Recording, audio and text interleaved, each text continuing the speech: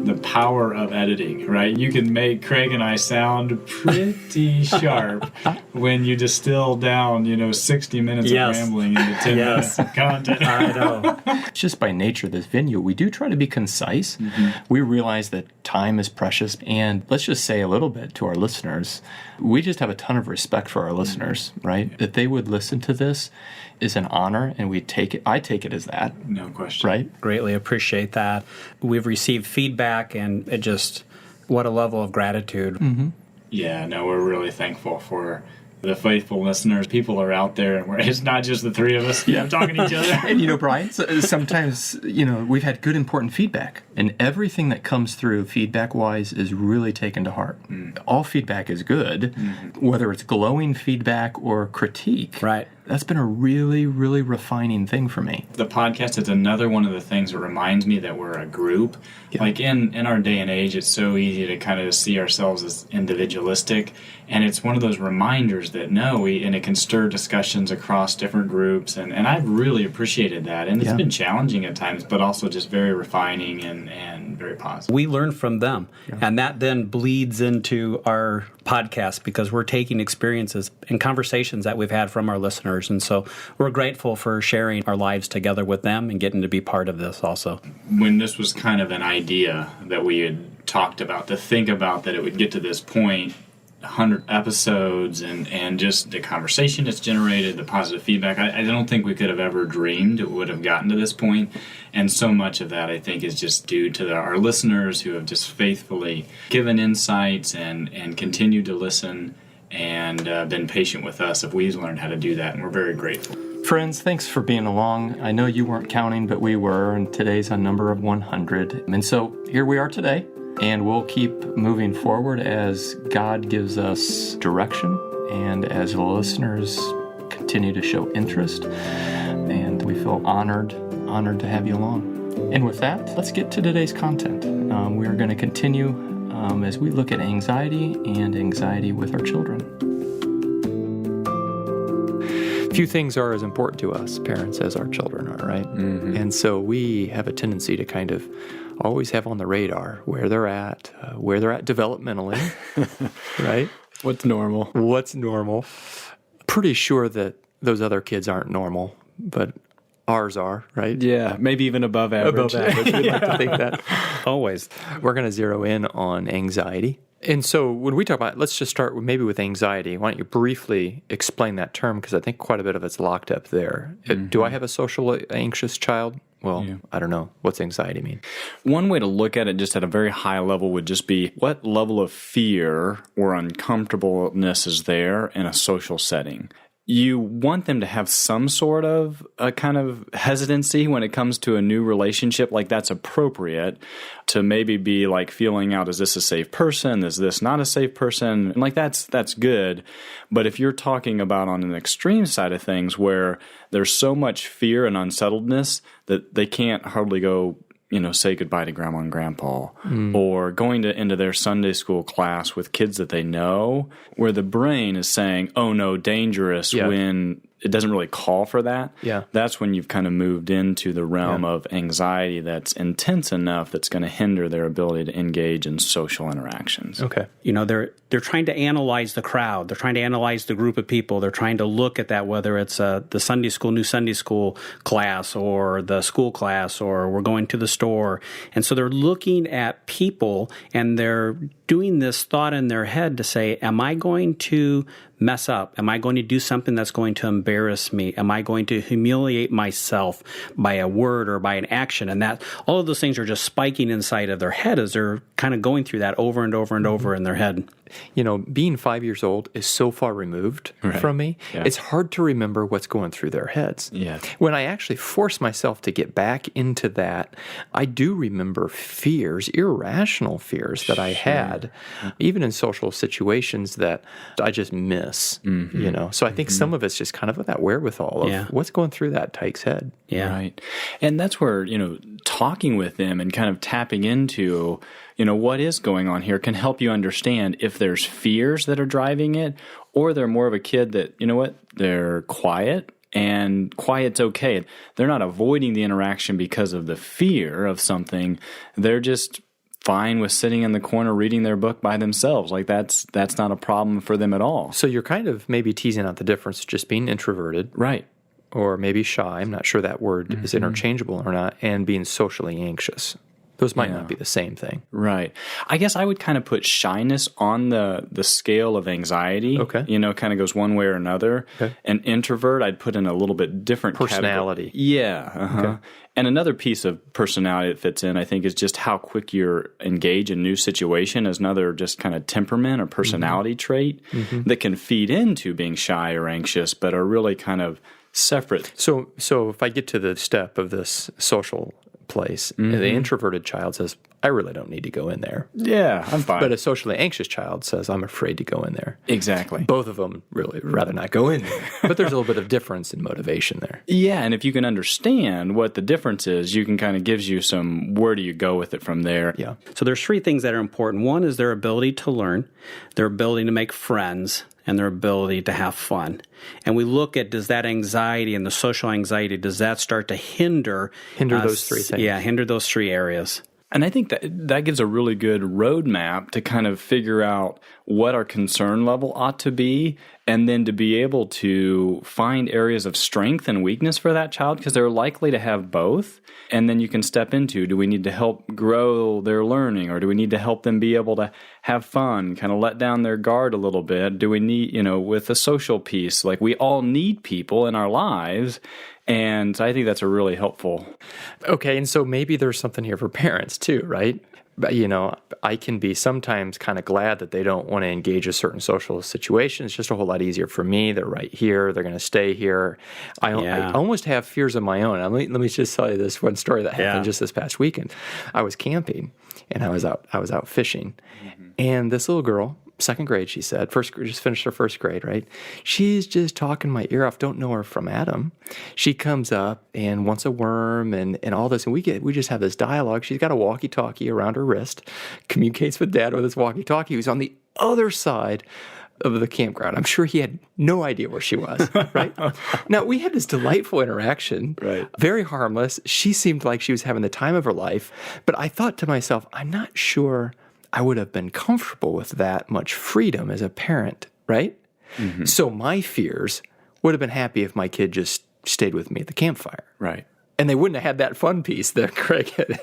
Item number 3, having fun. She was having a good time. Right, yeah. And I think that's so insightful, Matt, that a lot of times our kids get cues from us. Now, we can't take full credit for, any of that, but what we're comfortable with and what we kind of give them, whether verbally or non-verbally, cues that say this is okay, goes a long ways into speaking into their own heart what is safe and what isn't safe, and exactly what you're talking about there. And they pick that up. Our kids pick it up. Mm-hmm. So what can we say about kids growing out of this? Is it something that gets ironed out with maturity, with growth, with experience, or is it something that as parents we should be stepping into?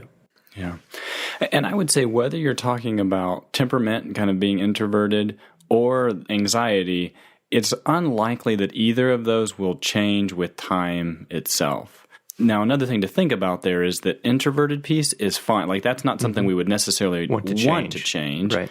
Whereas the anxiety piece would be something that we'd want to try to work at and move forward. And without purposeful actions and steps with that, it's unlikely that it'll just dissipate on its own. And that's really a great opportunity for us to be aware of that, and then also to be able to say, how can we proactively respond to that for our kids, on behalf of our kids? Mm-hmm. Maybe paint the vision, right? Paint a vision, So what does social health look like? And I think that would probably give us parents maybe the vision to say, okay, this is where I want to get my child to be. Mm-hmm. Does that make sense?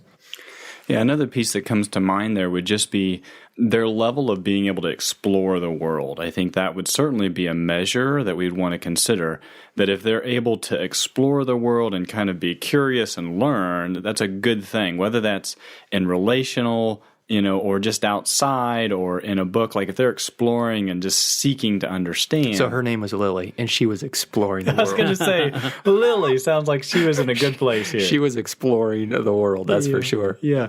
Now, again, the person who's a little bit more cautious, maybe you in this scenario, is saying, wait, there's danger out there, right? And that's a very real piece of the puzzle, too. So we would be hopeful as they would do some exploring, there would also be opportunity for teaching and the reality of danger there being too. So really, okay, so the fears that you experience are good in these bounds and with these parameters, and helping our children understand what good, healthy concern is and what irrational concern is that's going to impede those three things, Craig, that you talked about. Yeah. Right? Yeah. Creating quiet, just one-on-one time with that kid. I know that sometimes that can be very difficult, but creating that environment really to be able to connect and communicate with them is giving them that opportunity to explore how they feel, and also then for you to speak into them. Is there some hard exposure that's helpful? Like, okay, we're going to do this and it's going to be hard and you're going to hate it, but here we go. We're going to go into a social setting. So I am wondering if that could be part of the treatment? Yeah. No, I would say for sure, particularly if you're talking about the child who is really anxious, socially anxious, that part of that journey moving forward is being able to, one, identify that and label it as, okay, I think you're feeling some anxiety around people, and here's some of those fears, and here's the truths that we'd bring into those fears. And along with that, to say, okay, let's practice some of these interactions that are fearful. Hey, we're going to go ahead and go into the Sunday school room and practice this as a way to help the anxiety to reduce. So almost so that they know, okay, I'm going into this situation, but I know what to do. You mentioned going to that room. This is where you're going to be able to sit, and this is what that's going to look like. Really kind of walking through that. Yeah, you look at kind of those three legs of the stool, right? One is the awareness. What is the education piece? Helping our child understand what their anxiety looks like, what their thoughts are. Then the second thing, as Brian mentioned, okay, let's start looking at some skills. What are we able to do with that? What are some specific things that we can do to help? And then that third part is, okay, now we got to practice. Yeah. Craig, a tool that I think you put us on years ago was social stories. Would you care to say something about social stories and how they work? Because I found that to be helpful. Yeah. We all have paper and pencil and pens, but just to be able to kind of write out on the paper, even it can be a cartoon stick figure. Hey, here is what your classroom looks like. And we draw that picture out, and we draw our child, and they're in that picture now. And so as we draw the different frames, almost in a comic book style, if that's an option, or different pages, but we're drawing the story of what our child's going to be going into, and they get to draw or be a part of, okay, this is how I'm going to react. What's that picture look like for them? Yeah. And we found from that experience that it was really helpful for our child to see themselves in that social situation. Like it was down in paper. It was like, oh, there I am. I'm in it. Yeah. And so it was almost fulfilling the prophecy of the story was the objective. You're actually taking them through an exposure element, but instead of actually taking their hand and walking them into the store, you're actually taking their brain, their mind, and you're walking them into the store on a picture. And you're taking them there and at a step that's maybe not going to be as intrusive as heading in there in the fire. Okay, so I have another question. How hard should we be on our children? I have a hard time knowing, like, when do I put my foot down and say, and when do I let them off the hook? You know what I mean? Yeah. I don't know. Maybe there's no easy answer for that. I think it is such a great question. Yeah, a great question, such a hard thing to consider. I think the picture that I would give parents or just people in the place of teaching or leadership with that is that when we're talking about asking a child, or anybody for that matter, to face something that's really anxiety-provoking, it's essentially like we're asking them to do something with a grizzly bear like roaring in their ear. Like that's what we're asking them. And just if that visual can give us a little bit of empathy, like they're not trying to be stubborn. If we're talking about disobedient. Yeah, they're not trying to be even, right? I mean, it looks worse than that. It looks like they're scared to death. When your 8-year-old looks at you and says no. Yeah. That sounds like pretty much insubordination. Yeah, to me. we're going to war here. But what you're saying is that they are behaving out of out of fear, and that needs to be separated from just pure rebellion. Right. And I think from that context then kind of figures out where do you start pushing, and you need to push at something that's as low of a level of anxiety that you can, and then work your way up to the big anxiety. Like Brian said, we practice that and we help them get better in that. And that it's not something where anxiety has to manage them, but that they learn that they can manage their anxiety. Even I don't feel like doing this, but I can still do this. I can manage that. And being able to build that success into them. So here's what I'm hearing you say, Craig. While I might concede right now on this particular one, we're going to schedule out victory in this area. Right. What does that look like to win it over time? Maybe that's it. Win it over time? Yeah, and I think, too, to see it then as you and your child are on a team together, working against something, and you're looking for progress, slow and steady. Yeah. Using your picture, Brian, instead of telling them that grizzly bear does not exist, and they can see it, feel it, they could just hear it behind it. Instead of telling it doesn't exist, that we get to come alongside of them and say, you know what, I'm going to help you. We're gonna find a way to make this big grizzly bear down into a little puppy or a little kitty. We're gonna work on this. How about this social anxiety, where maybe they're okay if mom and dad are present, but not okay when mom and dad are not present in a social situation. Yeah. And there's times where you just can't be present with your child, whether it be in school or otherwise. Yeah, exactly. So, tricks for that or ways to think through that? Yeah, and I would just say with it, kind of similar to other things as well, is just trying to figure out what is the next step towards them being able to move towards feeling safe as mom and dad kind of step out more and more. So, for example, if they're okay if mom and dad are in the room, but if they leave, it's problematic. Well, maybe this time we practice, you stay in the living room, mom and dad are going to go in the dining room. Let's do that for 15, and slowly work towards getting more and more space and longer time periods in between. A lot of the motion that we make in social anxiety is not done in the critical moments. When it's all put to the test. Right. It's done before that, in between those episodes. Is that what I'm hearing? That's exactly right. Yeah. No, I know one trick, Craig, that I learned from you as well in this particular situation of absence, right, from your child, is to give them the car keys, explain to them, now listen, mom and dad, we're stuck here too. You got the car keys. We're going to be back, right? Sure. And just to have the tyke have the car keys in the pockets, you might want to pull off some important keys, maybe the most important, whatever. Yeah. But was helpful in this particular situation to say, okay. Yeah, and I think just at another piece that we've certainly talked about that's important to remember is a big part that keeps anxiety going is avoidance.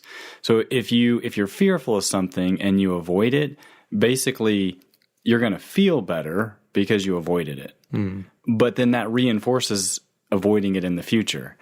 But if you're going to have less anxiety in the future, that means you've got to engage it and through that learn that it's not as dangerous as what your brain is telling you. And so that once you get on that loop, then you can start moving forward and you get some victories and you're going to have some freedom versus the avoidance loop reinforces itself and leads to more avoidance. And Brian, this can be a scary exercise for not just the child, but for the parents too. Oh my! To Absolutely. say, I can't imagine this upcoming event, whatever it is. I cannot even imagine it. Yep. But we're going to press into it.